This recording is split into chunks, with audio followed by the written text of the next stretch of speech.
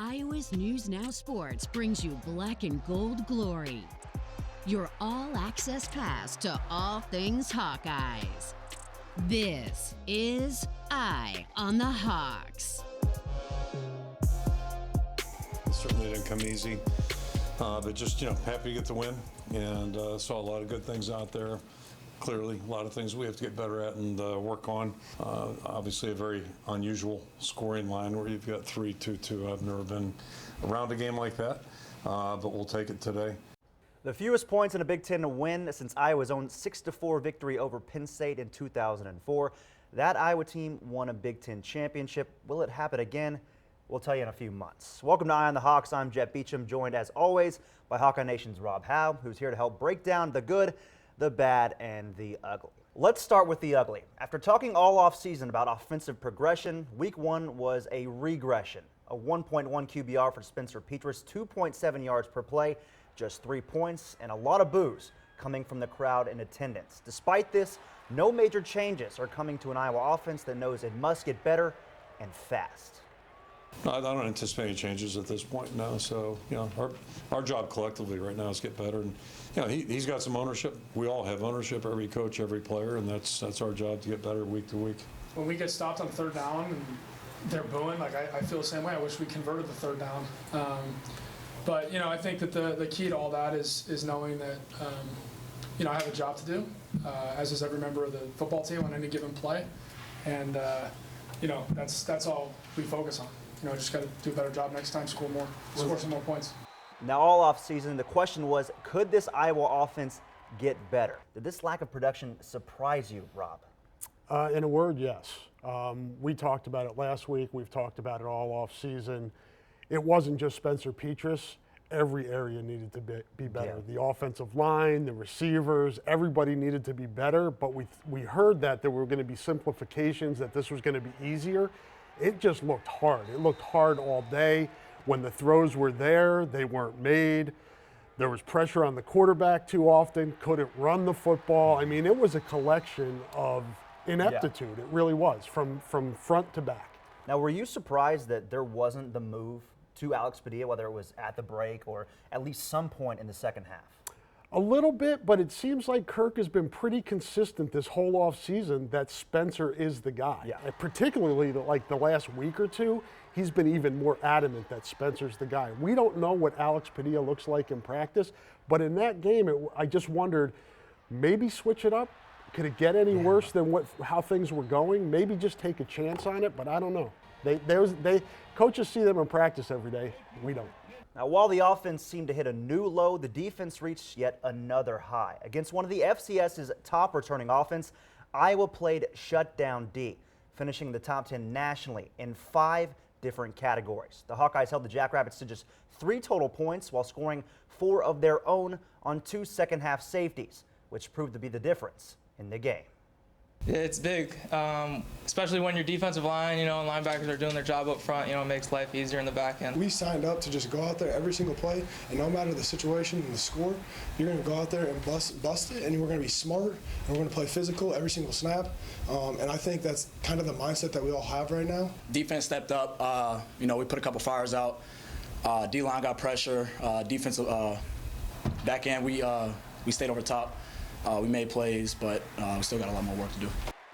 Putting out a couple fires is right. The Iowa defense held South Dakota State to just 120 yards, the 5th fewest in the Kirk Ferentz era. What impressed you the most, Rob? I think if we talk about what we saw on offense, how it was bad front to back, the defense was that good front to back. It starts up front, and Iowa was able to rotate in 7 or 8 guys on that front, keep them fresh, and they just keep coming. And then you have the linebackers, Campbell, Benson, Jacobs on that second level, and then that experience in the back end as well. And it's just the ability to constantly frustrate offenses, get them in second and long, third and long. And you know what else helps that? When you're in the north end zone and the crowd is going nuts and the other team has to start with 1st and 15 or 1st and 20. Yeah, it seemed all day South Dakota State just could not get comfortable or in rhythm from the get-go. The only points that they had came because Iowa had an interception. I mean, that's how good this defense was. We'll see how good they can stay. Now, while the Iowa defense was good, it wasn't the one receiving MVP chants from fans. Those were reserved for punter Tory Taylor, who put on a career performance for better or for worse. In total, Taylor booted 10 punts for 479 yards, downing 6 inside the 12 and 4 inside the 6. A true game changer in every respect. It really does help me, and I know it helps my family just knowing that there's that sort of stuff that goes on, not necessarily the MVP chant, but just the love from the fans in general. That helps me and gives me even a greater deal of confidence. It's just like magic, you know, just like never seen before. He's very consistent. My opinion, the best in the nation. I don't care what no one says, so. Now, for his efforts, Taylor was named the Big Ten Special Teams Player of the Week. Rob, is there a player with a bigger positive impact on this team? Not through week one. You hope that it's not the consistent positive impact that you want. But I think if you look at what Tory Taylor does, he's consistent. You don't see bad punts. We saw South Dakota State, its first punt was awful. Iowa wasn't able to take advantage of that, but you kind of appreciate what Tory Taylor is able to do. And then Terry Roberts, who spoke about Tory Taylor, he's important too. Cooper DeJean, you look at the guys that cover those punts, it's special teams connection. You call it complementary football for Iowa football. It's complementary on special teams within that unit as well. They know where the ball's going to be, and he puts it where they know it's going to be. So it's a great marriage, and I feel confident in special teams and defense, and hopefully the offense can catch up. How many times do you want to punt next week? None. Yeah, or maybe one or two, so I can say that I did something. But yeah, none, which will usually result in victory. So there's nothing better than beating Iowa State. But yeah, we'll wait and see. Not even personal accolades or performing in front of his family come in the way of a potential Cy-Hawk victory for Tory Taylor. Our preview of this year's game when Eye on the Hawks returns.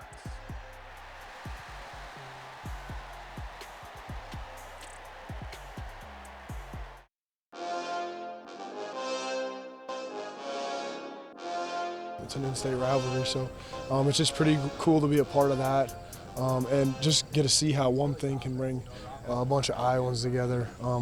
While we're on the field, they probably won't be friends, but hopefully afterwards, all the fans can get along. So.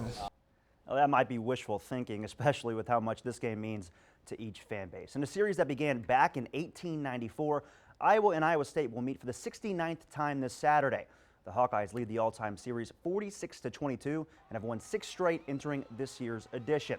While it won't determine either team's outlook when it comes to a conference championship, it's a game that means just as much, if not more. A lot of us Iowa guys, we get really pumped up for this week. But you just got to do what you've been doing every week, you know, just focus on little things and focus on improving every day. Yeah, I mean, we're all excited. It's a trophy game, so obviously there's a different kind of buzz in the facility. For me personally, I don't think I played very good last year against this game, and you know, maybe it was because, you know, game day is there, it's 9 versus 10, it's all this hype and stuff, but this year it's just the same thing, right? Both teams come in week 2 and it's the same exact game, the same exact trophy.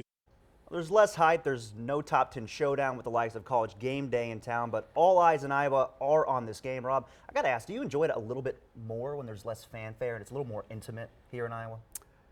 No, I think it's great for the state when it's big like Really, last year when it's game day. I personally enjoy not having the hype and just being able to focus a little easier for us, right? on football and not the bells and whistles that come with college game day. But I think everybody in the state is locked in, and that's the important thing. And I think that everybody that's playing in this game understands what it means and how important it is. Now, due to the COVID-19 pandemic, Saturday's matchup will mark the first at Kinnick Stadium since 2018. The last 2 times the Cyclones made the trek to Iowa City, they left with 2 losses, scoring just 3 points in each contest. With another sold-out crowd on hand, the Hawkeyes hope to replicate those results in front of their home fans.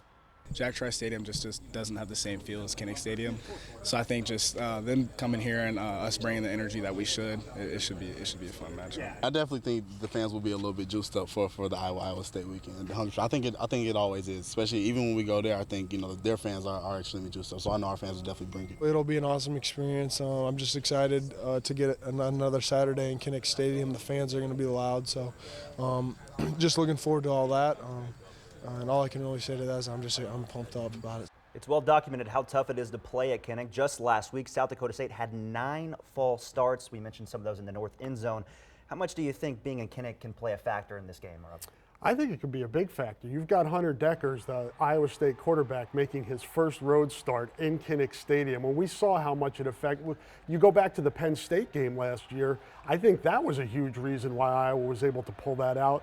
This past week, it really gave Iowa momentum early in that game because South Dakota State couldn't get anything going, and I thought it kind of snowballed for them. So the Kinnick Stadium crowd is a real thing. The impact it has on the game is a real thing, and that's what Iowa State's got to overcome this week. Now, when Iowa State takes the field, it'll have a much different look from last year's 9th-ranked squad. Gone are players like Brock Purdy, Breece Hall, Charlie Kohler, and Mike Rose. But despite new faces stepping in, the schemes and overall system stay the same. New faces, but a lot of it looks the same. They've been really productive. Did a nice job the other day. Good group of receivers. Quarterback played really well and very poised, and they did a good job running the football. So looked balanced that way. We're kind of seeing the same things we saw last year. Definitely a team that could definitely hit you with a deep ball. They have a really good running back, a good quarterback. So I think they're all around well-rounded team. So I think we just have to continue to do what we do every single year and just come out execute our game plan. Now, the two guys off the top of your head come on offense. You've got Hunter Deckers, you got Jirel Brock, a bunch of new running backs, new wide receivers outside of Xavier Hutchinson. Who stands out to you on the page, Rob? To me, it's Jirel Brock. He's a guy who waited his turn behind Breece Hall. He was the higher-ranked recruit coming out of high school, but he still waited his turn. And he's the type of guy that if Iowa State can get a running game going, that makes everything easier for Hunter Deckers. If Iowa State cannot run the football, that puts that much more pressure on the new quarterback. And it's interesting, I heard this from John Walters last night. Brock Purdy never played at Kinnick Stadium. That's wild. So he can't even help Hunter Deckers, with advice. So Hunter Deckers, I think anything this offense can do to help him and calm him down is what Iowa State needs. It's a big game for everybody in the state. It's certainly a big game for both programs, and I don't want to speak for their side, but I'm sure they're like us. I mean, everybody on our team wants to win this game. Iowa looks to win its 7th straight, while Iowa State looks to end its 6-game skid. Owen Seabury has more from Ames in his latest deep dive when Eye on the Hawks returns.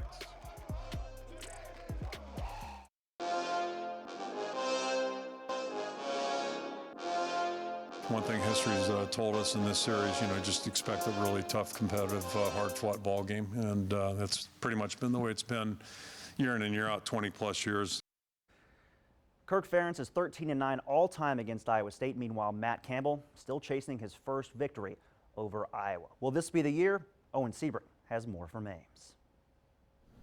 Over the last 6 seasons, you wouldn't say that the Hawkeyes have completely dominated the Cy-Hawk series, but the Cyclones are losing, and that is still what fans will remember. And it's been especially lopsided in games at Kinnick Stadium. Let's run through the last handful of games in Iowa City. Now check out those last 2 especially. 2016 and 2018 are Matt Campbell's only visits to Kinnick. Just 3 points each time. No touchdowns for the Cyclones at Kinnick under Campbell. Iowa State's last 2 wins in the series were at Kinnick in 2012 and 2014, but even those were low-scoring affairs, as were the showings in 2008 and 2010. 7 points or less in each of those 2 meetings. This century, Kinnick Stadium has been especially inhospitable to the Cyclones. It's a uniquely challenging place just because it's a great environment. I think very similar to what we have here. Again, it says about the loyalty of the fan bases in this state. Great environment to play in because, man, they love their team, and it's, I think, very the same thing you get when you come to Jack Trice Stadium. Last year's Cy-Hawk game was the first time we saw quarterback Hunter Deckers get meaningful snaps in a Cyclone uniform, but now the redshirt sophomore is the guy in Ames, and he's coming off a 4-touchdown performance in his first career start with the Cyclones. What Hunter even brought us in that game was a spark and kind of, steadied the ship for us during that football game. But, Hunter's one of those guys, he's just consistently growing, and that part is what I really like about him. To be honest, this offseason has been really big for us. We've really worked late at night, early in the morning. Even that when we're not supposed to be here, we're here. So, just things like that has really helped this connection. Coach Campbell is 0-5 in his career against Iowa, but more than that, in those 5 meetings, the Iowa State defense has yet to force a single turnover, a fact that has certainly not escaped the Cyclone locker room. I think that's obviously been a glaring statistic, taking care of the football and creating takeaways. It's that fundamental that seems to be glaring when you talk about a win or a loss. And I think if you just look at our success and failure, that has been a critical component. I think from year one, it's been our talking point of what gives us a chance that has nothing to do with talent to have success, and it's that fundamental. I feel like this team, we have a different mindset compared to previous year's teams, and also we're striving to be the best version of ourselves, and we feel like we go out and practice every day, and our goals are to get turnovers in practice, and we're going to try and do our best to create those in the game, and I feel like that's one of our main objectives. You just heard from Cedar Rapids, Washington graduate Orion Vance, one of the few players who was still on the roster the last time the Cyclones visited Kinnick Stadium in 2018, and one of the players trying to get Coach Campbell his first career Cy-Hawk victory. Reporting in Ames, this is Owen Sebring, Iowa's News Now Sports. Now, that turnover stat is eye-popping, and it's not just for this series. Now, since Brian Ferentz became the offensive coordinator at Iowa, the Hawkeyes have won every game they didn't surrender a turnover, 100%.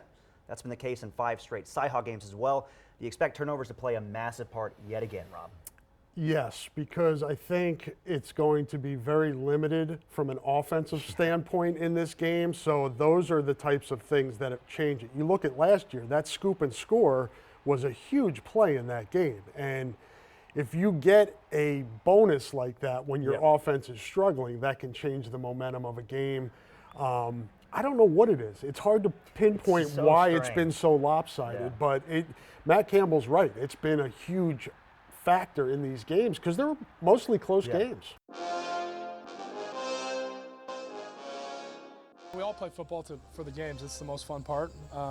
Yeah, especially when an outcome doesn't necessarily go the way you want. The only way to get that taste out of your mouth is to have a great outing the next time. How will this year's outing turn out for the Hawkeyes? We'll discuss and give our final predictions when Eye on the Hawks returns.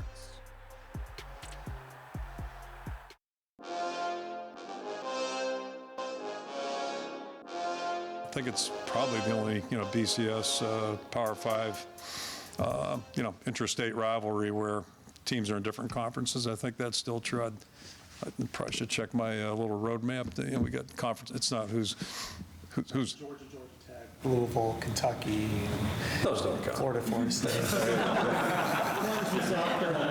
It's not the only game, but it's the only one that matters to us, right? Now it's time for some picks. Iowa is favored by 3.5 points in Vegas, but ESPN's Football Power Index gives Iowa State a 59% chance to win. We both had Iowa winning this game in our season predictions last week. Rob, has week 1 changed your outlook? No, and I think, as I said earlier, I think the Kinnick Stadium home crowd with a young quarterback, I kind of like that formula for Iowa. I think the Hawkeyes win this 9-6, 3 safeties and a field goal. 3 safeties. I kid. Safeties. Oh my god. 3 field goals. Yeah. Or but I do. I have it 9-6. Take the under. I think the under's 40 or 41. Take the under on this game. I think both offenses will be conservative, and these teams are going to rely on their defense and special teams, and that's why I like Iowa. Again, the last stat, when Iowa State was here the last 2 times, they lost both games, and they only scored 3 points in both. How did their offense stack up to those? I'm not really sure. I think that's really the biggest thing. How does the Iowa defense shut down this Iowa State offense? Because I think the other two, I think the Iowa offense and Iowa State defense are kind of a wash, in my opinion. How does that play out? I do like your 9-6 prediction. I'm going to give Iowa the benefit of the doubt. I think they score a touchdown, whether that's on defense, or special teams. But I think a touchdown, they finally enter the end zone. I'm going to go 13-10 Iowa. And that'll do it for week 2 of Eye on the Hawks. We'll be back next week to recap the Cy-Hawk game and preview Iowa's last non-conference game against Nevada. Thank you for joining us, and we'll see you next Friday.